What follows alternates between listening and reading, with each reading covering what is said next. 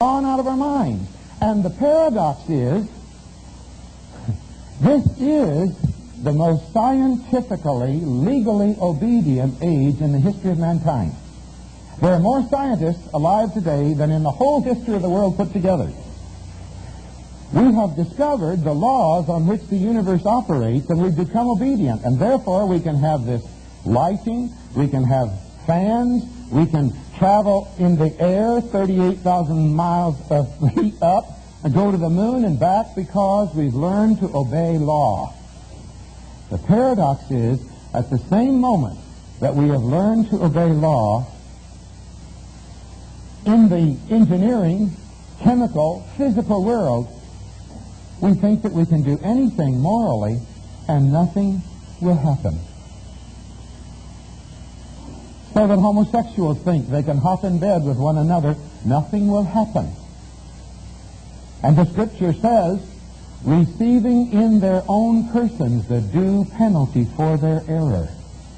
I hadn't planned to say this, but I want to give you some statistics from the 700 Club. Just heard it the other day. 90% of the homosexual community has been exposed to AIDS. There is no cure for AIDS. It brings forth 400,000 homosexuals have already died, receiving in their own persons the due penalty for their error. How many of you took physics? How many took physics? All right, I want you to watch my hands and complete this statement. For every action, there must be an equal and opposite reaction. Now you tell me, is that any different than, judge not, for with the judgment ye mete out, it shall be measured to you? There are not separate laws for the physical world and for the moral and spiritual world. God has made one absolute law. How many took chemistry? Okay? Watch my hands complete this statement. Every formula must balance. Tell me, is that any different than Galatians 6:7? Do not be deceived, God is not mocked. That which ye sow, ye shall also reap. There is retribution and balance built into the universe. God has made one law for all things, and it's absolute. Now, if I drop my pen, why did it fall? Gravity. If I don't catch my pen and it falls on the ground and breaks, was God mad at it? Just law, wasn't it? Now suppose I give my pen a mind of its own. I don't want to fall. Did it make any difference? Not a bit. Well, if I just love this man, it won't hurt if I go to bed with him. Did it make any difference? You're not going to influence or change the laws of God. Law is law. Now then, I want you to understand that the law of sowing and reaping is built into all our human relationships. And we're going to diagram that now for you. Every time you and I do a deed as little tiny children, that's like throwing a ball against the wall. Now suppose I've got a golf ball, and I throw that ball against the wall. Now if you're a physicist, you know the composition of the ball, distance to the wall, and my hurling power. You can predict with accuracy with what momentum that thing will come back. Right? Suppose I don't catch it. Hits me in the eye or the stomach. Was God mad at me? No, I just reaped what I sowed. And I got hit. Okay? Now then, this is a diagram of that. Every time you sow a seed of dishonor in childhood, you're neglected, you're forgotten, you're unseen, and you've let that thing go. You have to add another law here because there's another law in operation. Tell me, what was the first commandment God gave to Adam and Eve? Call it out. Huh? Wasn't don't eat of the fruit. Come on, what was it? Be fruitful and multiply. It's the only one we've obeyed with joy and alacrity and overdone. There is increase in all of nature. It's built in. Jesus got angry with the guy who buried his talent. Said, "You wicked and slothful servant, you knew I was a hard taskmaster, reaping where I had not sown. Why did you not put my pound with the bankers? At least I would have had interest." Increase. All things increase. So the longer a sin goes, neglected, forgotten, unseen, and growing, it increases. It's like putting money in the bank. It increases in interest. And then it's going to come back, still increasing. When it comes back on us, you have sown a spark, you reap a forest fire. You have sown on the good side. You've sown a crumb, you get back a loaf of blessing. That's law. That's the way it operates. Now then, what I want you to do, well, I want to stop and explain another thing. God created the law of sowing and reaping before there was any sin in the universe. And he built it so that as Adam and Eve served, they would do good deeds. And then they would reap. And so the whole universe was to upbuild itself in love. But when sin entered, the very same commandment built to increase to blessing now turned to increase to destruction. You see it? God didn't want destruction, but he knew when he created us and gave us free will that we would sin and we would set in motion forces that would come back on us to destroy us. So from the ground plan of creation, he planned that Jesus would come and place the cross there.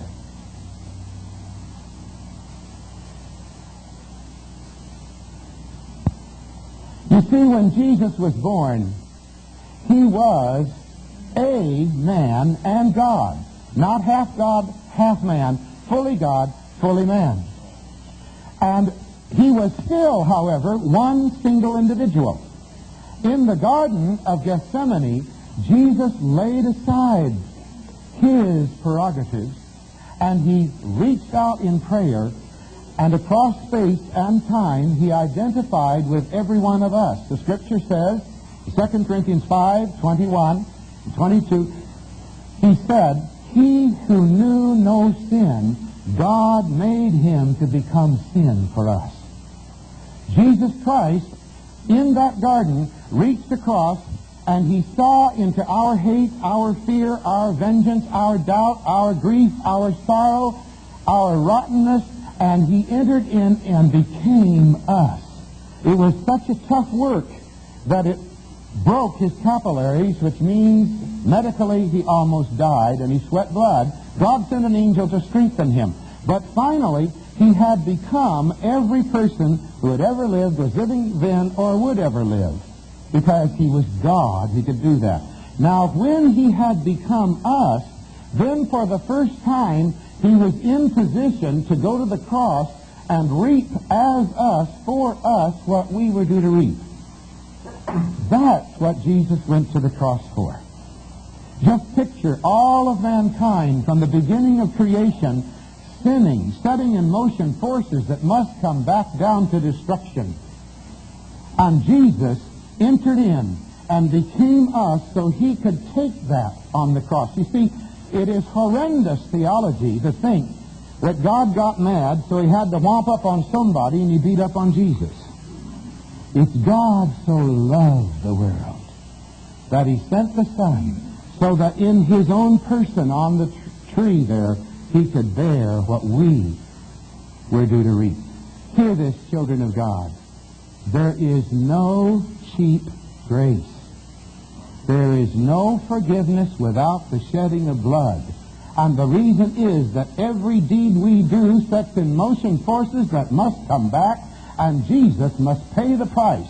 Understand, St. Paul said that when a Christian knowingly sins, he holds Jesus Christ up to contempt and crucifies him anew on his own account. When you and I sin, it's like driving another nail into his hand, because he's got to take that for us. We live in a legal universe. forgiveness, never is God looking the other way. Listen to what Jesus said. Think not that I have come to abolish the law, but to fulfill it. Jesus fulfilled the legal demand of the law for sowing and reaping in pain in his own body on that cross. I want you to understand that Christians never glibly sin. Jesus will pay that for you on the cross. Now then, we want you to understand how that operates in our own lives. Every time we, as little tiny children, who could blame us for being angry at a dad who's alcoholic? But every time we are resentful, we are bitter, we judge our parents, it's like throwing that ball against the wall. It's never seen and never repented of. There it is. And it's going to come back on us in our life later on, because law is law. We're going to act this out to make or help you to understand. But first I want to read a scripture which directs us to look at the way that we were formed. We're going to be giving you a number of other scriptures as we go on this week. But this one is from Isaiah 51. Listen to me, you who pursue righteousness. That's all of you people here. If you weren't pursuing righteousness, you'd be somewhere else. Look to the rock from which you were hewn. Now, who's our rock? Jesus. And he made us. And to the quarry from which you were dug. Now, what's your quarry? What were you dug from? Who gave you your basic shape besides Jesus? Your parents. The quarry from which you were dug was your family. Now the scripture goes on to say, look to Abraham, your father. Plug your father's name in there, John or George or whoever he happens to be. And to Sarah, who gave birth to you in pain. And then the third verse refers to what John was speaking of a little bit earlier. Indeed, the Lord will comfort Zion. He will comfort all her waste places. And her wilderness he will make like Eden, and her desert like the garden of the Lord. Joy and gladness will be found in her, thanksgiving and sound of a melody.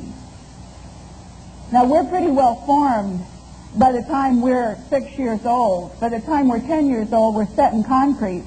And that's why the Lord just doesn't put a patch on us, on our old garment. He brings us to death and to resurrection. We have to have a born again, a new birth experience in him. But he is going to turn every desert that is in the storehouse of our heart into a beautiful garden we're going to produce for him, no matter how much trauma we have gone through, no matter how much nurture we've been lacking in. The Lord will bring all that to good. Now, I want you to imagine that I'm a very little girl, a very young girl, and I have been sent to bed, and I've almost fallen asleep. And then I'm rudely awakened by the very noisy sound of voices in the next room. They're angry voices. And I'm afraid, and I run out there to find out what's going on, and I find my parents in the midst of a very heated quarrel. And when they see me come into the room, they don't want me to be any part of that, so they shush me and try to comfort me, and they say, doesn't have anything to do with you. We'll take care of it. It'll be okay. Now, don't you worry. You go back to sleep. And so obediently, I trot back to bed, but they go right on quarreling, and I pull the covers up over my head to try to shut out the sound, and I can't because they're so much involved with their differences. This kind of thing goes on the next night and the next night, again and again, and there's nothing I can do about it. And what begins to happen inside of my child